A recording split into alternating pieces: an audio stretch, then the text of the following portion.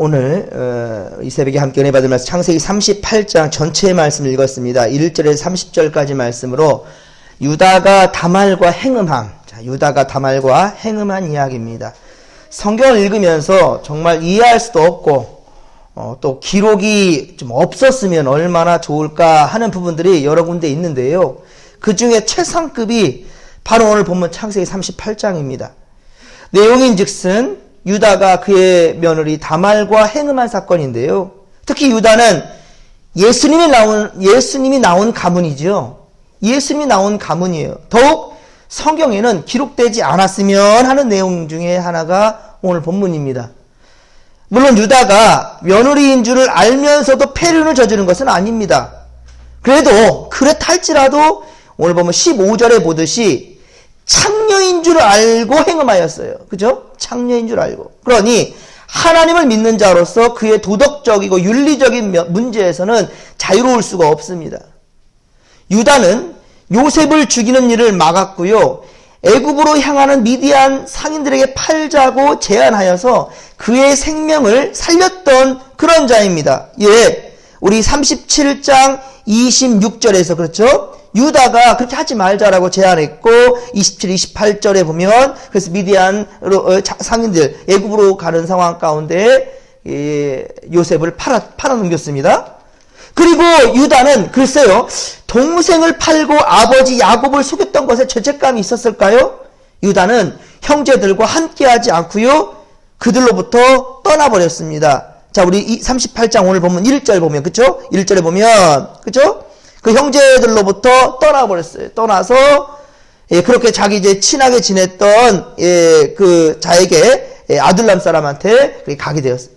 그리고 유다는, 그런데, 증조부 아브라함이나, 그쵸? 할아버지 이삭이나, 아버지 야곱처럼 조상의 땅에서 아내를 찾지 않고, 가나안 땅에서 이방 여인을 아내로 맞이했습니다. 그래서 세 아들 낳게 되었죠. 엘과 오난과 그 아이 셀라였습니다.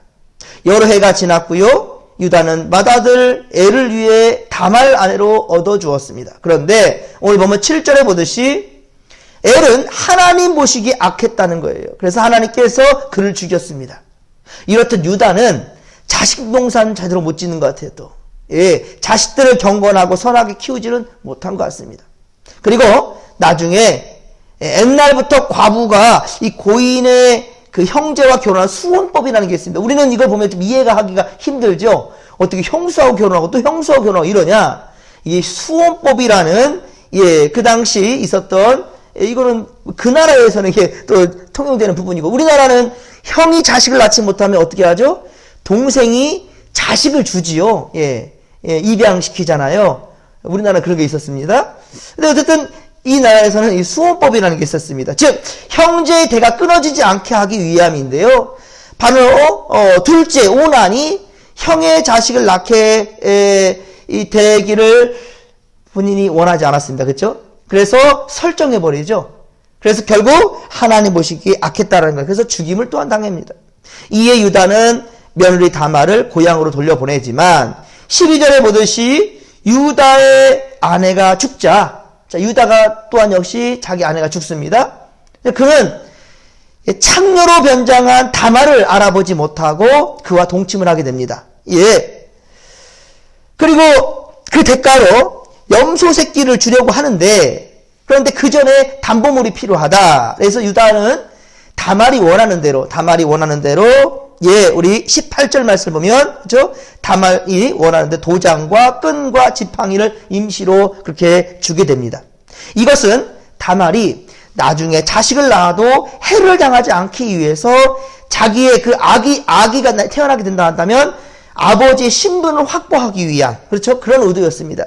다말은 다시 창녀의 너울을 벗고 과부의 의복으로 도로 갈아입습니다.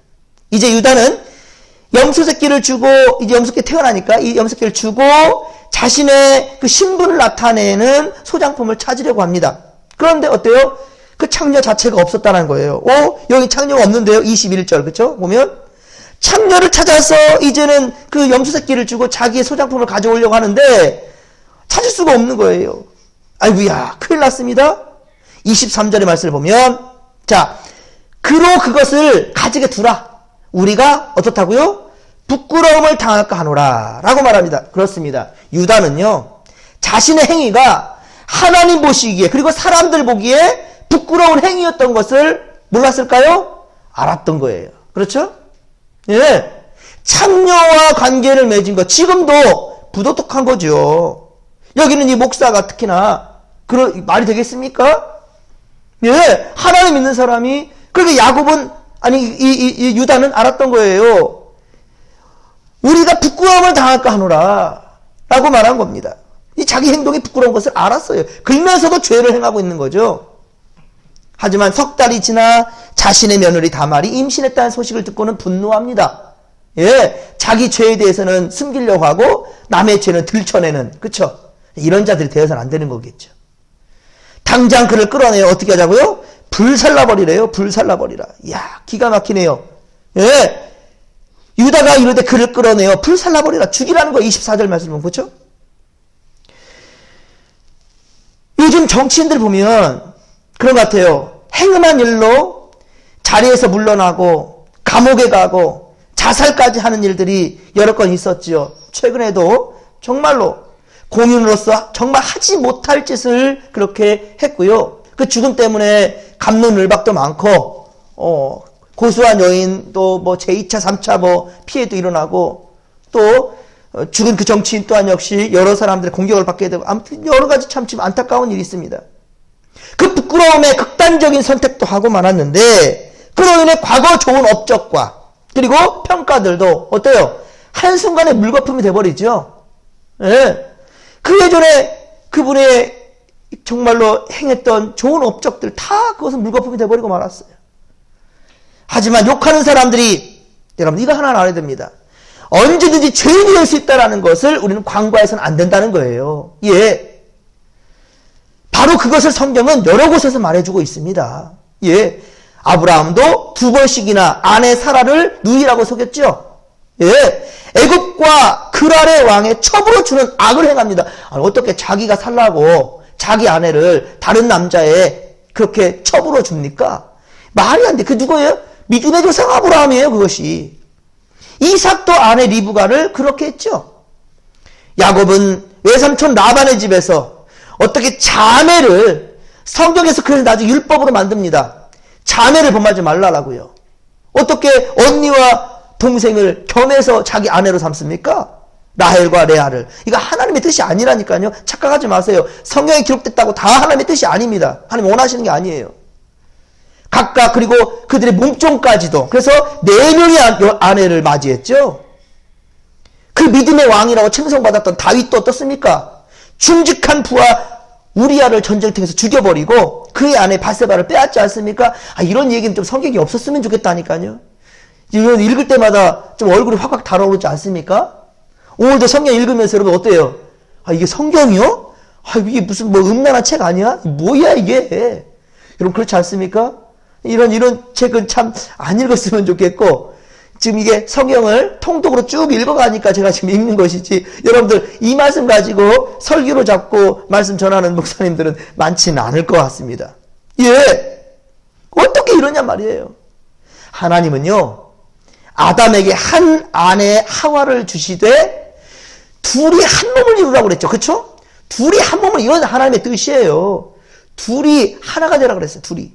3, 4, 5, 6이 아니라. 예. 음행하지 말라고 했습니다. 간음하지 말라고요. 그럼에도 믿음의 사람들이 얼마나 지저분하고 하나님 앞에 악한 일들을 저지르고 있습니까? 성경은 그것을 여실히 드러내고 있다는 거예요. 예. 그 기록하고 있다는 겁니다. 그리고 오늘 본문 29절에 유다와 그의 며느리 다말과 그의 낳은 쌍둥이 중, 예, 그 자식 베레스. 이 베레스는 마태복음 1장 예수님 족보에 기록되어져 있는 이름이에요. 다말. 자, 마태복음 1장 3절에 보면 이렇게 기록합니다. 유다는 다말에게서 베레스와 세라를 낳고, 베레스는 헤스론을 낳고, 헤스론은 남을 낳고, 그리고 이어서 마태복음 1장 6절 보면 이세는 다윗 왕을 낳으니라. 또 여기 기록되지 않았으면 좋겠는데, 다윗은 우리야의 아내에서 솔로몬을 낳고, 우리야의 아내라고까지 명시되어 있죠. 그러니까 우리야가 누구예요? 예. 이 밧세바의 남편이에요. 그러니까 가능했다라는 이야기를 아예 기록하고 있죠, 성경에. 남의 아내에게서 솔로몬을 낳고, 이 말이에요. 그러니까 남의 아내에게서 솔로몬을 낳고, 이 가늠했던 이야기가 아예 그냥 예수님 족보에 딱하니 기록되어 있는 거예요. 이런 걸 읽을 때 여러분 어떻습니까? 와, 이 지저분한 이야기들 왜 성경에 기록하고 있냔 말이에요 라고 하잖아. 그죠? 이런 부끄러운 일이 성경에 굳이 기록되지 않아도 좋겠는데 왜 기록되어 혼란하게 할까요? 여러분, 오늘 본문을 읽으면서, 이 성경을 읽으면서도 너무도 노골적으로 기록된 그 내용들, 그쵸? 우리 9절 말씀 같은 경우는 이러면 참 그렇잖아요. 설정하였다. 예? 이 지금 가늠하는 현장 이야기를 지금 하고 있는 거예요, 성경에. 어디에? 성경에. 세상 얘기 아닙니다. 음란한 책 아닙니다. 성경. 거룩할 성자예요. 거룩한 책에 이렇게 기록되고 있어요. 예. 이런 얘기 읽을 때는 참 얼굴이 확 달아오지 않습니까? 하지만 이것이 바로 우리 인간들의 허물이며 죄악이라는 것을 말해주고 있는 겁니다. 예. 이것이 바로 인간, 너희들의 그 모습이야. 허울로 가렸을 때, 예. 유다는 몰랐잖아요. 자기 며느리인지를. 여러분들도 어떻습니까? 거짓된 것을 남들에게 안 보이려고 허울로 가리고 있지는 않습니까? 거룩한 척 하면서 속으로는 정말 악한 생각들 다 품고 있는. 지금 이번에, 참 어떻게 보면, 서울시장이 그런 짓을 벌였을 때, 누가 그런 생각해? 저 사람이 진짜로 말이 돼? 여러 번 계속해서 여러분들 믿고 싶지 않았던, 특히나 서울 시민들은 더욱더 그랬을 겁니다. 어떻게 저 사람이 저런 일을 벌일 수 있지? 19절 말씀 보면 그가 일어나 떠나서 그 너울을 벗고 과부의 의복을 도로 입으니라.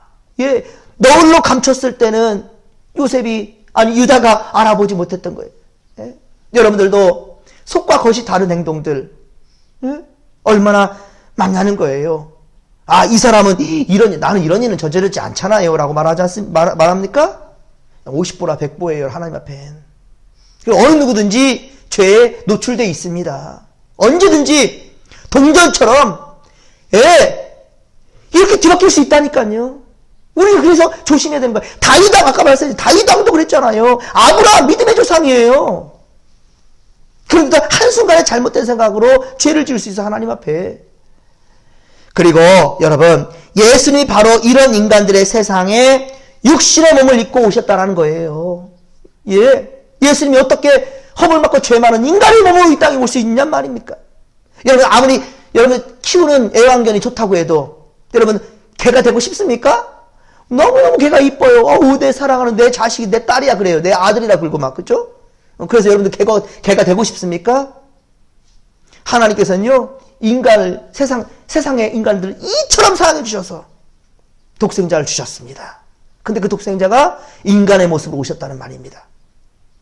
그래서 직접 세상 죄를 지고 가는 제물이 되어 죽어주신 분이 바로 우리 예수님이셔요. 사랑하는 성도 여러분, 오늘 우리는 부끄러운 유다의 행위를 보면서 타산지석으로 삼으시기를 바랍니다. 제가 이런 말씀 많이 하죠. 성경의 흠에 대한 이야기들을 볼 때 여러분들 스스로 모습을 돌아보면서 정말 척도로 삼으시라고요. 그 기준으로 좀 삼으시고, 이 이하로 내가 내려가면 안 되겠구나라는 것을 항상 경각심을 놓지 않기를 바랍니다. 그리고 누구나 죄를 지을 수 있다라는 열려진 생각 가운데 정죄하기보다는 거룩함으로 함께 나아갈 수 있는 길을 성경에서 찾을 수 있는 열려진 마음 가운데 영적으로 닫혀진 마음을 가지시기를. 할렐루야. 그래서 어떤 악한 생각들과 그런 것들도 우리에 들어오지 않도록, 침범하지 못하도록 그렇게 성령님 지켜주옵소서 라는 기도를 우리 해야 된다는 거예요. 오늘도 여러분, 육신의 생각을 따라 살지 말고 하나님의 생각, 영의 뜻을 따라 살아가는 우리 진목계 성도들이 다 되기를 주님 간절히 축원합니다. 축원합니다. 거룩한 길로 나아가십시다. 자, 거룩한 길로 나아가려면 두 가지가 있어요. 뭐였죠? 하나님의 말씀과 기도로 거룩하여 주리라. 할렐루야. 주여 삼차 부르며 거룩한 길로 나아가십시다. 주여 주여 주여. 살아계신 하나님 아버지 걷고 감사를 드립니다. 하나님, 우리는 언제든지 죄 가운데 아버지여 주님 노출되어져 있습니다. 아버지 노출되어 있어 언제든지 하나님 아버지 넘들 수 있어요. 우리가 악한 행동과 삶 가운데 있는 사람들을 보면서 우리가 비난할 것이 아니라 우리 그것을 불쌍하게 여길 줄 알고 나도 언제든지 저런 죄를 지을 수도 있겠구나라는 아버지의 경각심을 가지며 주여 더욱더 우리는 우리 아버지 몸과 마음을 아버지 앞에 거룩하고 나갈 수 있도록 도와주시고 하나님이 기뻐하지 않는 일들을 행하지 않도록 도와주시옵기 원합니다. 늘 성령님을 의지하며 우리 조심할 수 있는 우리가 되게 하소서.